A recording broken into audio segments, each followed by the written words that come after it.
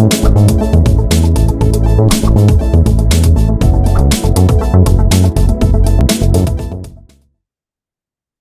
right, welcome everyone to the Employee Experience Revolution.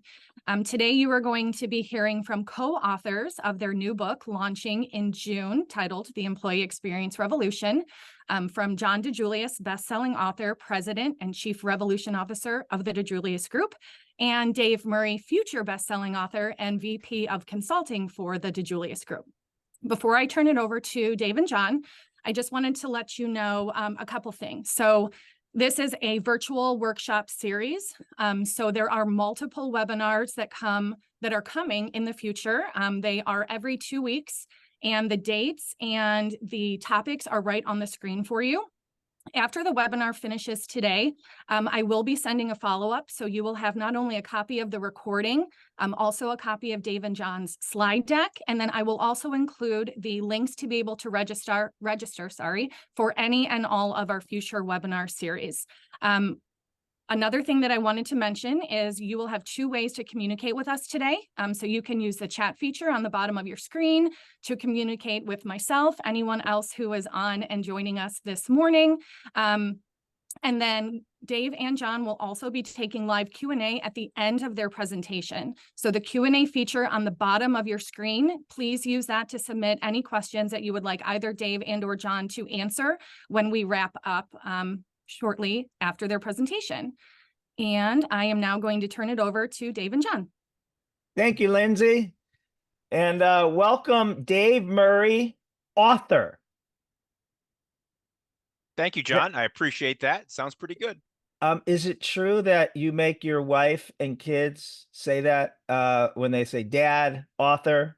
Yes, 100% true. I love that. I'm not sure how long it's going to last, but it's working now. I love that. I love that.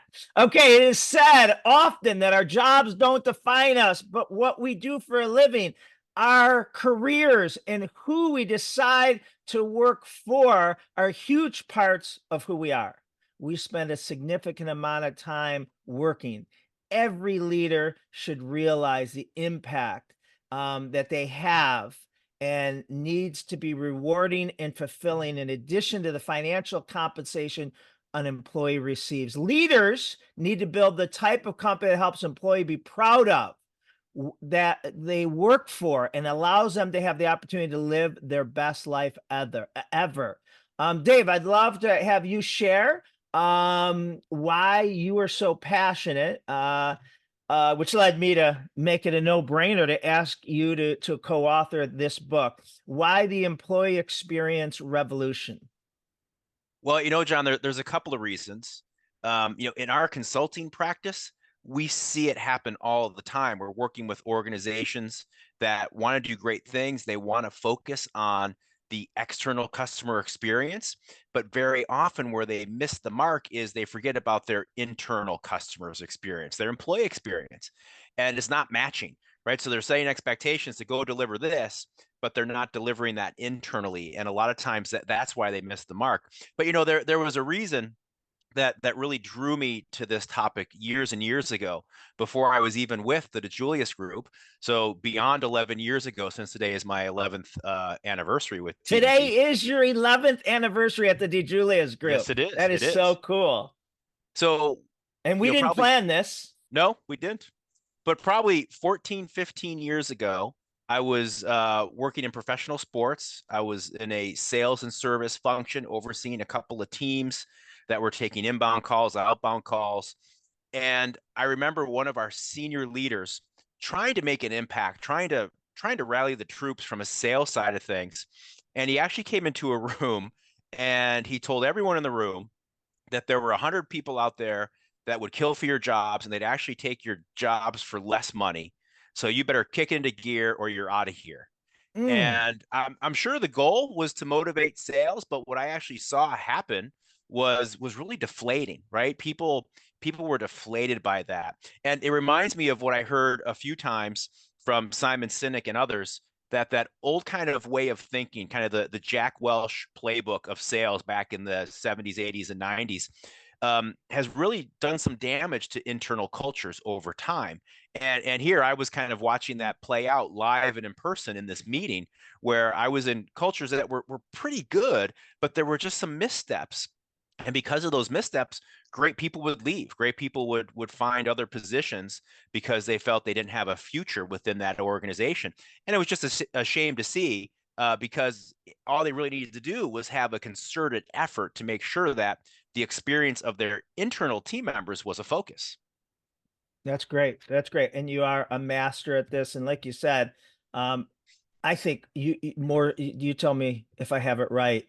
Uh, as consultants at the DiJulius Group, I think since the pandemic, um, we'll go in and a company will hire us to help them with their customer experience. And it feels like 40, 50, maybe even 60% of the time, they say, stop. This is all great, but we have such high turnover and low morale that this won't stick. Our employees won't do it. Or we'll have different set of employees next month Mm-hmm. and we'll have to train them all over again. Let's work on the employee experience. You think that's accurate? I mean, we've had that a little bit Mm-hmm. pre-pandemic, but it seems like it feels like at least 50% now. Yes, I think that's very accurate, John. We're hearing that a lot where when we go in and kind of lay out the plan for what we're going to do on the consulting side of things, the initial feedback we're hearing is we need to start with that internal culture. We need to work on that employee experience first because that's our greatest need. That's where we have to fill the gaps in order for the rest of the work to stick. Absolutely. We hear that more and more, and you're right, especially since the pandemic. Yeah. So the employee experience revolution, these webinars are the book doesn't actually come out till June 10th. So you're getting a prequel or whatever that terminology is called. These are the chapters. And we're visiting chapter 2, welcoming to the employee experience revolution and basically the why to it. So let's get started here. And listen, the Great Resignation, also called the Big Quit, refers to employees who voluntarily quit their companies at a higher than usual rate during the pandemic, 2020 to 2022, which got 4 years. Couple weeks ago when it Yeah. started. However, these employees' resignations, if you look by this chart, began a decade earlier. It just, went up. So this is the quit rate that you're looking at. Research reveals that the quit rate started to climb in 2009, when we were coming out of the Great Recession, kept rising and then gain momentum for the next 10 years. That's important to understand, the why behind it. And one of the reasons is greedflation. And this will explain that. The CEO to worker pay gap has expanded exponentially over the past several decades. The Economic Policy Institute estimates that CEO compensation has grown 1,322% since 1978. While typical worker compensation has risen 18%. The Institute for Policy Studies estimates that 80% of S&P 500 companies pay their CEO over 100 times more than they pay their median worker. And listen, I mean, the degree to which CEO compensation grew in the pandemic, as people were struggling and people were laid off, is what else can you say other than shameful? Thoughts, Dave? Yeah, it's interesting how at a time when struggle was happening like that, that the focus was on dollars for senior leadership as opposed to helping overall organizations survive, helping team members survive and get through it.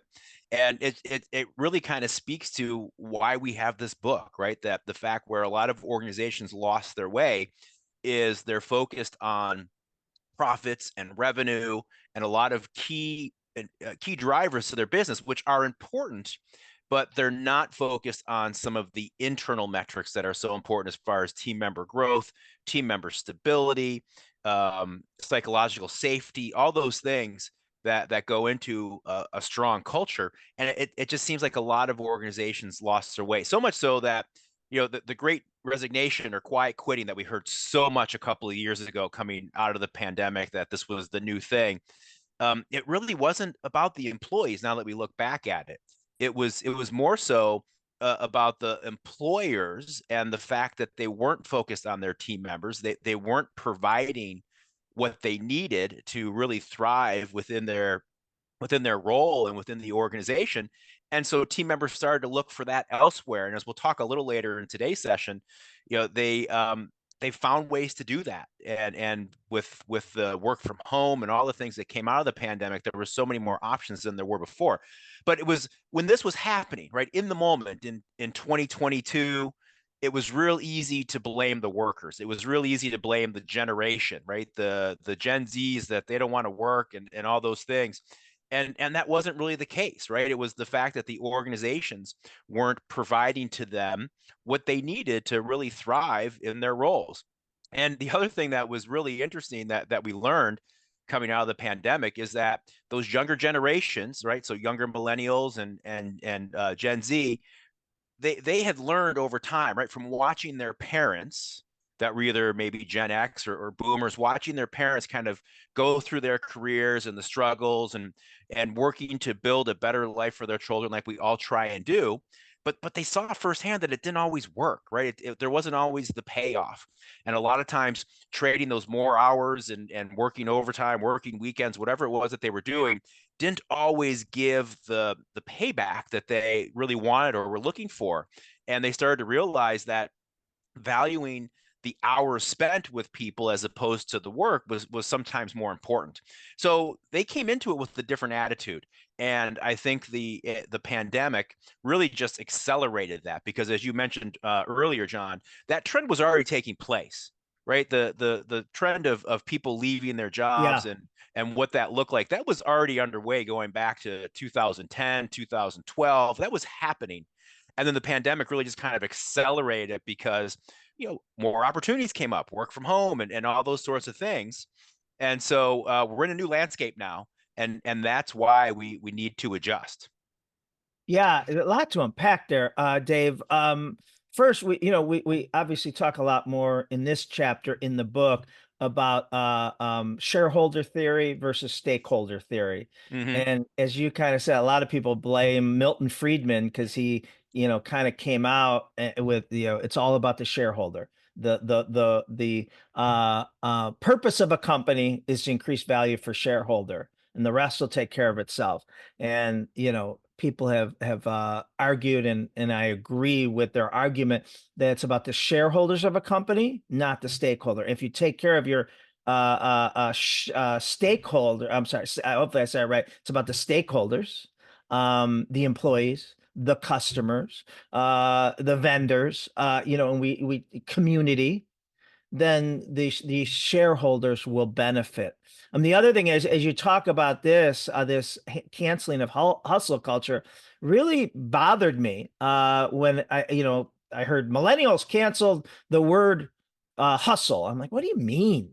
And it was everything I've ever felt like I did to get here, and everything I've taught my kids and all that. And then I researched and saw, like you explained, they had a front row seat, and there was kind of two results that their parents or grandparents happened.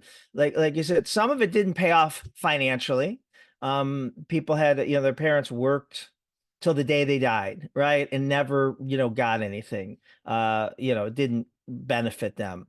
But then on the flip side, for those who it did financially benefit, they came at a cost, and usually the cost is relationships at home.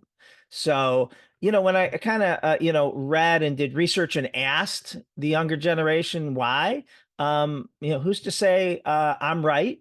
And they don't want to just work to live.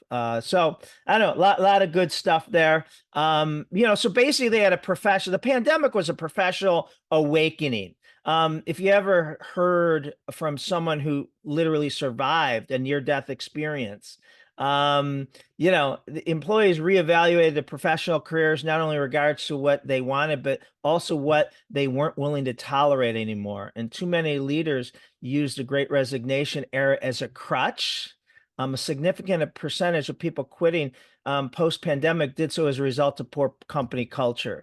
And the other thing that you have to understand, that our listeners have to understand, we're still going through it. From the end of 2009 or 2010 until literally today, we are going through the longest stretch of an economic boom, minus whatever the I don't want to call it a blip, but the pandemic had, and which makes leaders, and I'm guilty of it too, or have been guilty of it too, take the eye off the ball of culture, of customer experience, because we're just so damn busy that, and so we're not worried about the things we should be worried about. I want to show this video of a younger generation talking about what they want. The pandemic altered my life in a way where it made me remember that, like, it's my life at the end of the day and I get to make the decisions about it.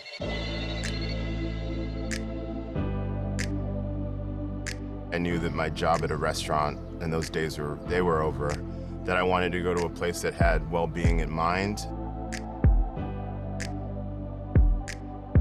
I finally had time to sit with myself and reflect on my life. Having that moment of reflection just reminded me of my goals and what I want for myself and my family. I feel like the bar has really gone down for what people are willing to tolerate after having all this time to reflect.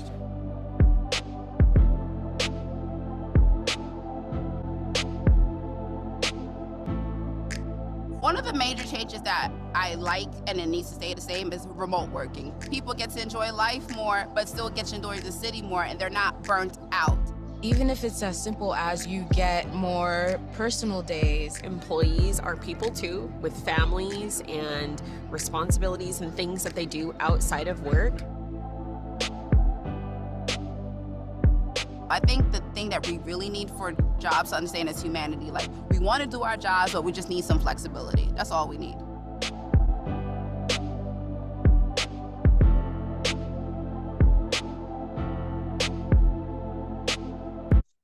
All right.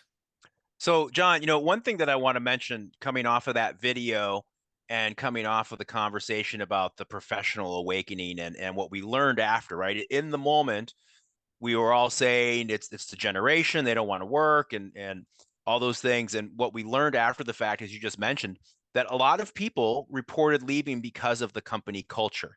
And you were talking about how in good times, maybe it's not as much of a focus. If sales are good, everything must be great. So we don't focus on those things like customer service and internal culture. We kind of go into autopilot as organizations, and then that starts to eventually catch up to you. But another thing that's really interesting about the pandemic, and it's funny, because here we are, 4 years removed from the actual pandemic, but we're still dealing with so much impact that it had on our workforce and on our cultures. But one of the biggest, and really goes back to the topic of today's webinar, why employee experience, why now? One of the biggest issues is what is referred to as accidental managers. Right. So, and we're going to talk about accidental managers in future chapters. So I'm just going to kind of touch on it briefly here, and it is part of the conversation in some of our future chapters. But the interesting thing about accidental managers is they're defined as managers, leaders, supervisors, whomever, that are given the title of a manager and have maybe the job knowledge, the hard skill knowledge, but have no training in management whatsoever outside of maybe some classes in college, right? So there's no specific training to be a manager in that role.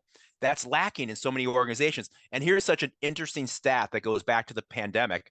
So the organization that did this study, they found that in 2019, 68% of managers were considered accidental managers, right? So that's contributing to these culture issues where they're not focused on support and driving a great culture. They're just focused on numbers or other metrics. And Dave, I believe, and you might be about to say this, sorry, but I believe a percentage of that, like in the 20s, are senior leaders who 25%. 25%. Yeah, that's 25%, crazy. yeah. And so here's the other thing that how the pandemic accelerated so many issues we're seeing today with employee experience and internal culture. So back in 2019, it was 68%. When they did that study again at the end of 2023, so just a few short months ago, that number went up to 82%. Right? So 82% of managers that we have out there aren't fully equipped to manage their teams, to manage others. And just think of what that's doing to the internal cultures out there. Right. Yeah. You want to talk about employee loyalty unrewarded? Sure. So what happens here is for many experienced employees, the Great Retention kind of paid off. And here's what's interesting. So people left, people saw those opportunities. And according to some research that was done in 2023, 60% of people who left actually saw an increase in their real earnings. Right? We heard a lot of stories in the moment that the grass isn't always greener. We heard about people that left and then came back. But the reality was, and it goes to speak to our cultures and what our primary focus is, the reality was that people that did leave did wind up earning more dollars over time, right? It did wind up to be a better move for them. So what the way the research tells us is 47% who remained in their job did not see that, right? Did not see a cost of living increase or increases. So when you factor in cost of living and all those things, the average employee who quit and found a new job enjoyed an increase in pay, while the average worker who stayed in place saw a loss during the pandemic, especially 2021 and 2022. So clearly, every organization needs to have a solid retention plan in place. Yeah. I mean, the two biggest mistakes, I'm sorry, your biggest expense is dissatisfied employees, right? 18% are of engaged employees are more productive, 23% are more profitable, 81% have less absenteeism, and 43% of companies with engaged employees have less turnover. So it really shows how critical this is. Dave, you want to talk about this? Absolutely. I would love to. So here's some more interesting I love this. results. This shocks me. It really does. It really does.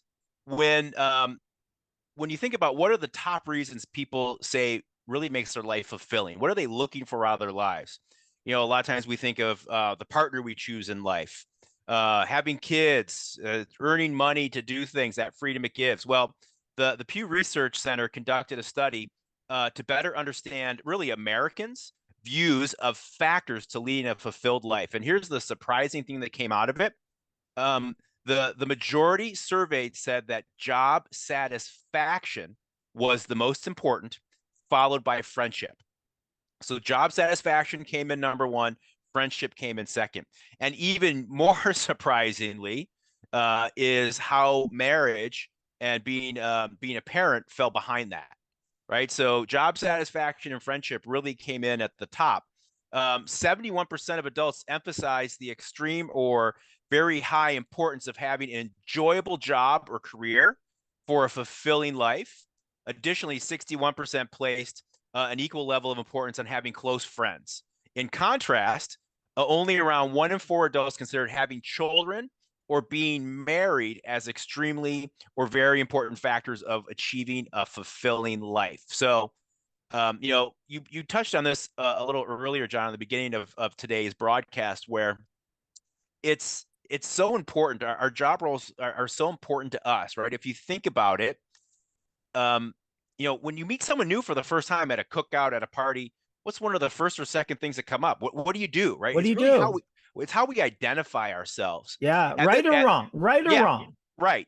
And this really kind of backs that up, that not only is it something that we use to identify ourselves, but it's something we really kind of hang our hat on is for our importance and our fulfillment. Yeah.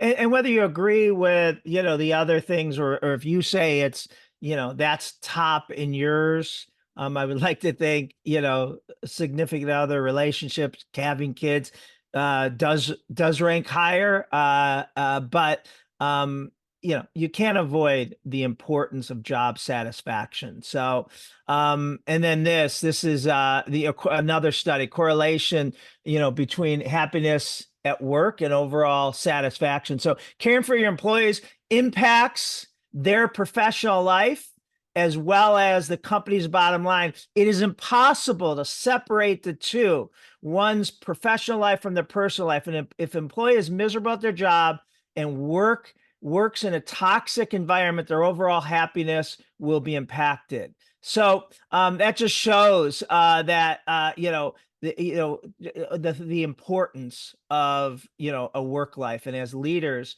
I think we need to do better. Our employees deserve better.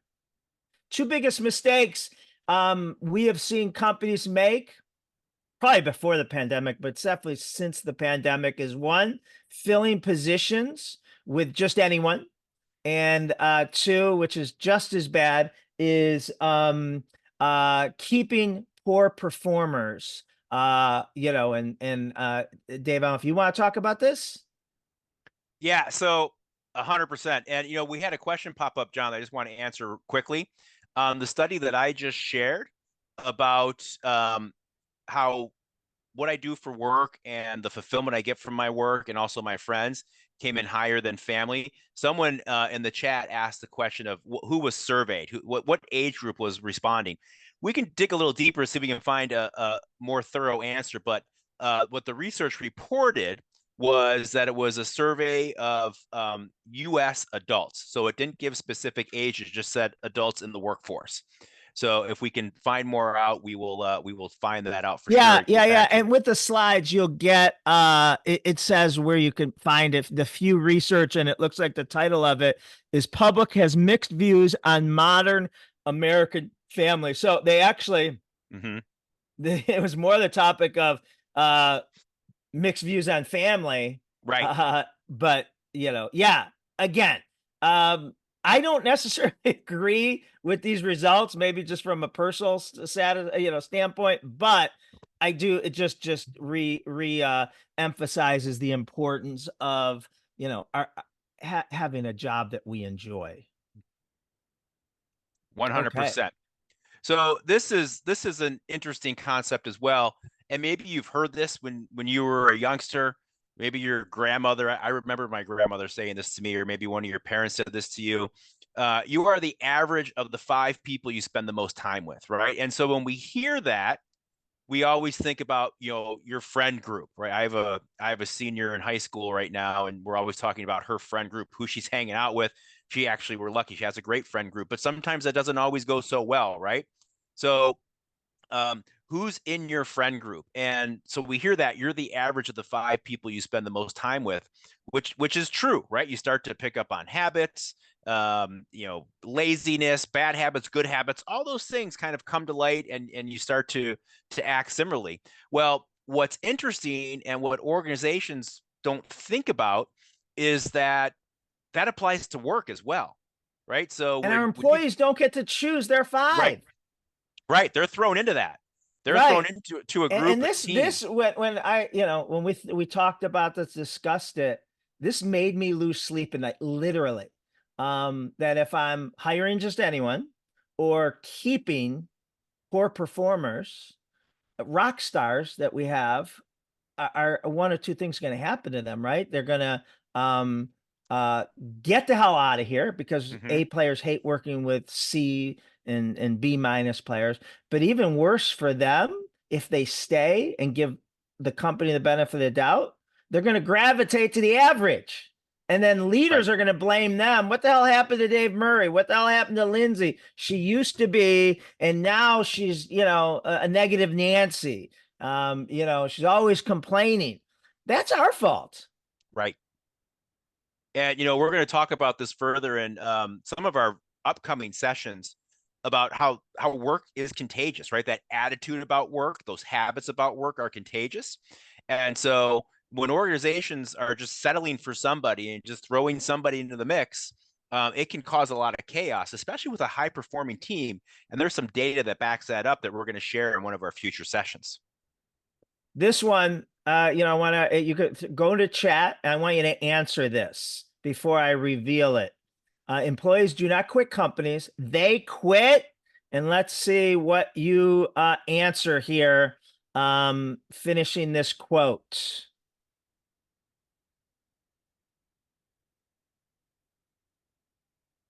Anyone want to type it in? Well, Hey, I John, will they're answering in the Q&A section. Oh, okay, good. Bosses, yeah. Bosses, There you go. people, managers, they're managers. Chat is disabled. Thank you, Britt. Yep. Okay, so a lot of people got my right answer, if you will. The old quote goes, employees don't quit companies, they quit bosses or managers or leaders. I've changed it, we've tweaked it, and it's people. And it just goes back to yes, we quit bosses, as we've shown, but also from the previous slide, you are the average of the 5 people you work with. Listen, if we accept, mediocre, miserable people, employees are going to get the hell out of there. And we've all had that. I want to add one thing to that, John, too. Yeah.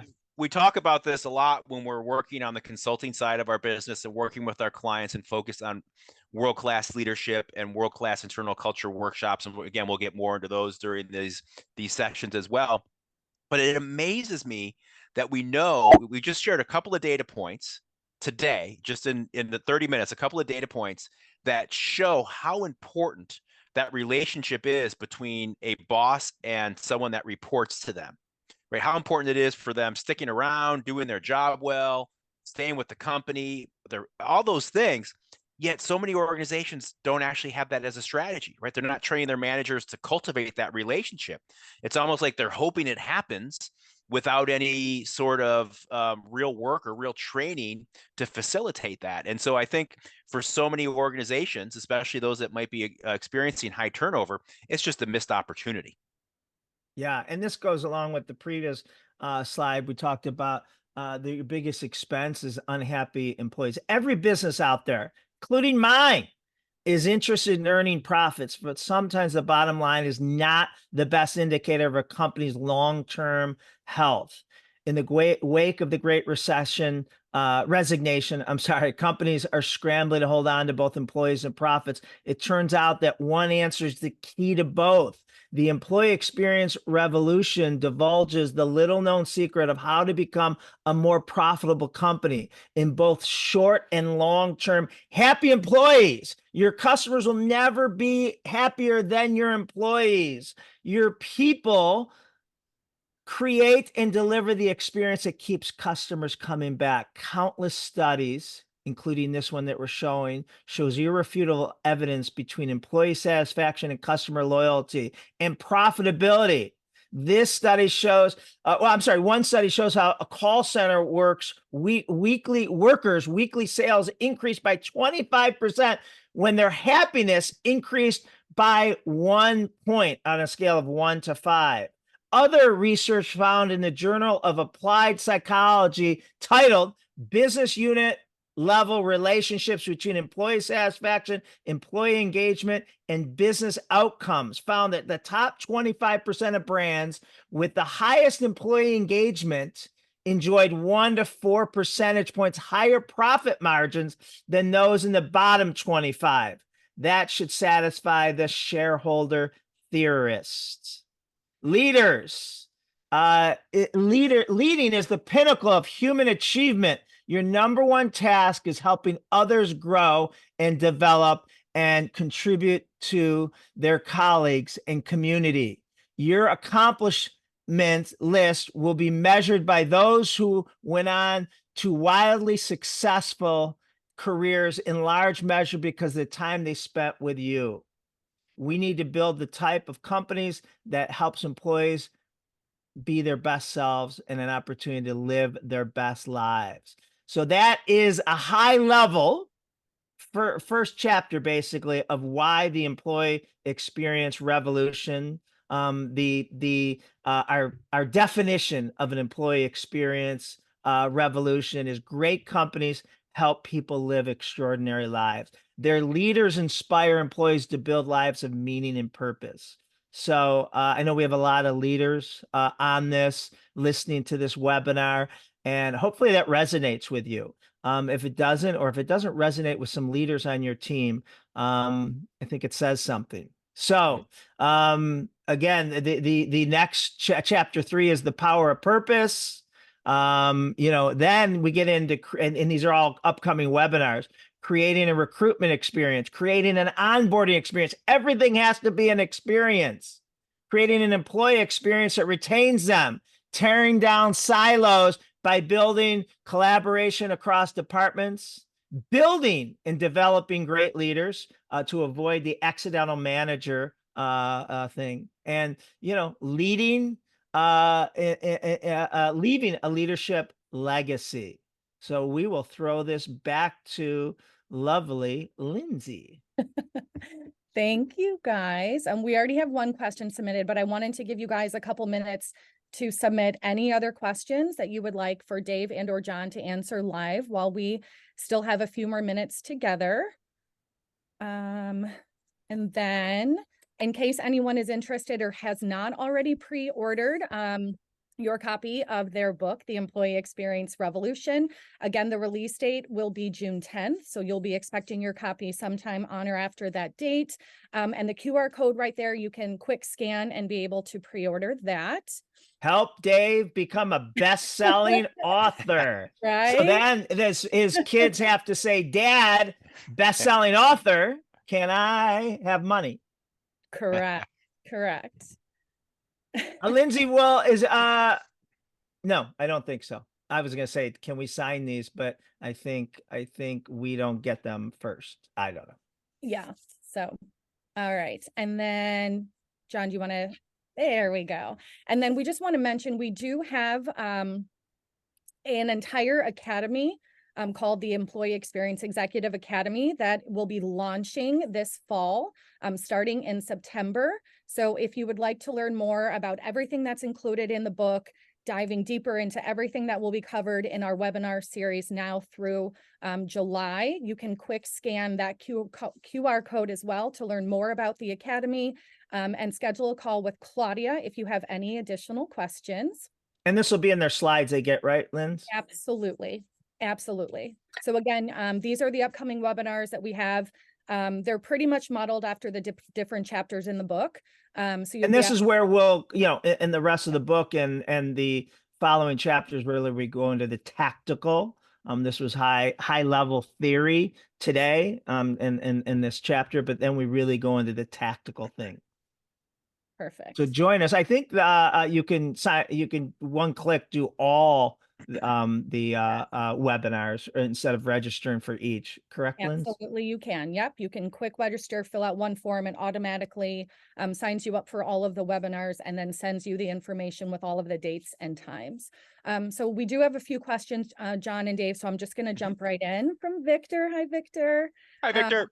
Yeah, KeyBank Victor. So he said, KeyBank Victor. Yeah. So he said I am working in creating a holistic leadership program / culture, world-class leadership. Have you seen any instances where providing leadership training or support in a more holistic and comprehensive program has resulted in tangible results and morale as he builds a stronger case for the program? That's a lot. Dave, I'll let you take this one. You're doing this so much with clients. 100%. We've seen that, Victor. So the key is we have to form a baseline. So very often where we see the positives coming out of this work is in things like team member retention. And so we need to make sure, and this kind of goes to Britt Whalen's on here as well. With the next question is, are companies being receptive? And it kind of answers this question too, Britt. What we need to do with organizations is make sure that they understand the dollars and cents behind this, right? A lot of times, especially maybe the CFO sees this as, oh, that sounds nice. And having happy employers or employees sounds like it's a nice thing to have, but is it worth the investment? Is it worth the squeeze? Is it worth the time and dollars? So we have to find that baseline of where we're going to add value. So typically where we find that is in turnover, right? And knowing what your expenses are. And again, if you lose somebody, it's typically about half their annual salary to replace them. If you lose a rock star, a lot of times it's almost 2 times their annual salary to replace them in their productivity. So we're talking some real dollars and cents there. So if you're able to extend someone's life cycle with the organization by 6 months, a year, 2 years, whatever that is, what does that equate to in dollars and cents? So finding that baseline of, okay, what's our current retention or lack of retention? Where are we losing people? Where and why? And then start to implement this to see where you make the improvements. There's also one thing I want to add to that, Yep. Dave, is, the cost that you can't factor in is, if people are quitting around me, then I start questioning, am I the idiot for staying? And morale, and what's wrong with this company, and what's wrong with me? And maybe I should call Dave and find out why he left, and and maybe he's going to recruit me to go with him. And it's just not a good trend. Again, we don't want to keep everyone, but we got to keep our best employees and measure employee engagement. And there's so many great specifics. Sorry. And Victor threw in a follow-up question I'm going to go to before we go to Brooke, because it's along the same lines. Victor said, what are some of the common pitfalls that get in the way? And here's what happens. I would say the number one pitfall, the number one roadblock to this is time, right? So if we create some tools and we roll them out to our managers, especially our mid-level managers, and we say, hey, we want you to focus on this. We want you to build relationships, support your team members, et cetera. But we don't explicitly give them the time to do that, right? It's just supposed to kind of magically fall into all their other tasks every day and just fit and work. Then we know it's going to fall by the wayside. So all of our managers that we're then asking to really take this and run with it need to understand the why it's important, the what's in it for me. So as a leader, what are some of my pain points that are going to lessen because I'm doing this, I'm focused on this, because there will be some. And then making sure that they understand that, okay, this is part of my job and I do have the time to do it. I have to get this done. It's part of my job description. I'm going to be reviewed on this, just like my sales numbers or whatever the other metrics are. So really making sure they understand that and then giving them the time to do so. A lot of times it's a great opportunity for them to maybe start delegating some tasks to some other folks on their team and start to elevate some of their other team members as well. And we really go into detail in this in the coming chapters. Okay, Lynn, do you want to ask us the next question? Absolutely. We have a couple more. So this comes from Brooke. Hi, Brooke. Do you explore any particular case studies or real world examples that illustrate the principles or concepts you discuss in your new book? If so, could you share one that particularly resonated with you? So that's what the entire book is. It's not theories. It's here's how, companies do that. So Dave, we had to reread the book this week to get the final manuscript to the publisher so they could. What comes to your mind? I mean, I like literally so many. I have a great one I'll share first. Good. I think John too, some of your New Day examples are great here as well. But one that comes to my mind, I had the chance to work with Intermountain Health. They're a healthcare system in Utah and Nevada, and I was out working in their Nevada offices. And we were working specifically on internal culture, which was one of the chapters we'll get to. So we were working on teams working together inside the organization, because what we learn is, and it's in everyone's business, if we're not cohesive, if we're not working well, if we're not focused on clear handoffs and not dropping the ball between each other, what's going to happen is that customer, or in their case, the patient, is going to feel the effect of it, right? They're the ones left kind of holding the bag and not getting their questions answered. So we were focused on internal culture with a large group of their employees. Some were from their internal contact center, some were from some of their clinics, and they had never met each other. Right, the clinics are out doing their thing. They're almost like a different company. The contact center is supporting them, right, booking appointments, changing appointments, etc. But they never really met each other in person. And someone actually stood up in our workshop and from the call center and said, you know what? I never met you before. I just seen your name and emails and stuff. Now that I met you, it's going to be much harder to throw you under the bus. And it was funny in the moment, but the reality is that's what we're trying to do, right? That's what happens When you're just an email or just a phone number, even though you're my teammate, it's easier for me to just pass that blame on to the other department. And that's what we're trying to alleviate. You know, and again, we're going to go deep in each one of these. We do in the book, but it's understanding a day in the life of a coworker. What does, you know, what's a day in the life of a sales if you're a consultant, right? In our world, and vice versa. Neither of them has ever done the other person's job, and sometimes they could be like, you know, what's going on here? So you know, we there's a lot, and we will go in deeper as the book does. Linz? All right, Charlie, thank you for your question. You're next.